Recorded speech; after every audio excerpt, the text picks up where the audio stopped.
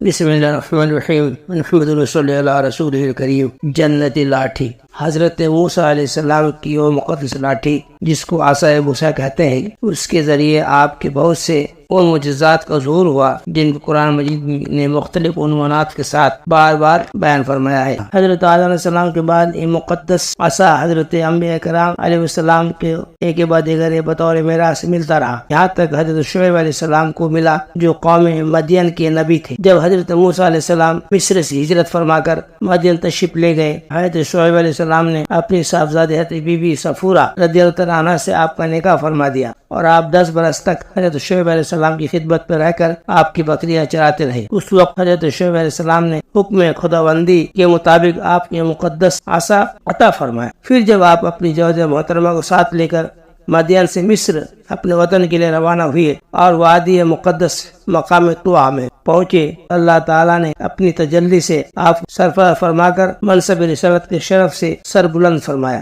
اس وقت حضرت حق جل مجدہ نے آپ سے جس طرح کلام فرمایا، قرآن مجید اس کو اس طرح بیان فرماتا ہے۔ پارہ 6 سورہ طٰہٰ آیت نمبر 17 اور 18 میں فرمایا ہے، اس کا ترجمہ سن لیجیے۔ اور یہ تیرے دائیں ہاتھ میں کیا ہے اے موسیٰ؟ تو موسیٰ نے عرض کی، یہ میرا عصا ہے، اس پر تکیہ لگاتا ہوں، اس سے اپنی بکریاں پر پتے جھاڑتا ہوں، اور میرے اس میں اور بہت سارے کام ہیں۔ اس لاٹھی اس کو ہاتھ میں لے کر اس کے سہارے چلنا، اس کی بات چیت کر کے دل بہلانا، دن میں اس کا درخت بن کر آپ پر سایہ کرنا، رات میں اس کے دونوں شاخوں کا روشن ہو کر آپ کو روشنی دینا، سے دشمنوں، درندوں اور سانپوں بچھوؤں کو مارنا، کنویں سے پانی بھرنے کے وقت اس کا رسی بن کر جانا، اس کی دونوں شاخوں کو ڈول بن کر جانا، بوقت ضرورت اس کا درخت بن کر حسب خواہش پھل دینا، کو زمین پہ گار دینے سے پانی نکل پڑنا وغیرہ۔ حضرت موسیٰ علیہ السلام اس مقدس لاٹھی سے مذکورہ والا کام لیا کرتے تھے، مگر جب آپ فرعون کے دربار میں ہدایت فرمانے کے لیے غرض سے تشریف لے گئے اور اس نے آپ کو جادوگر کہہ کر جھٹلایا، تو آپ کی اس عصا کے ذریعے بڑے بڑے معجزات کا ظہور شروع ہو گیا، جن میں سے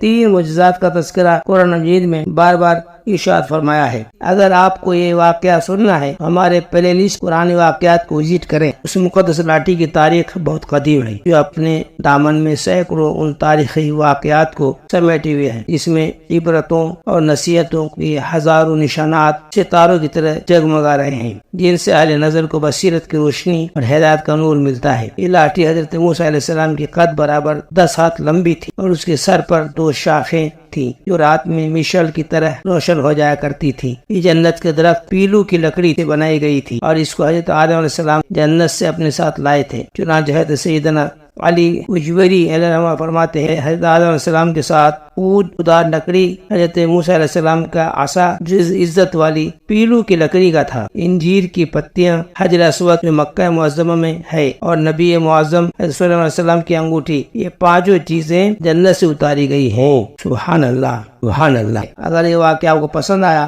تو کمنٹ میں ضرور سبحان اللہ لکھیں اور شیئر کریں۔ جزاک اللہ۔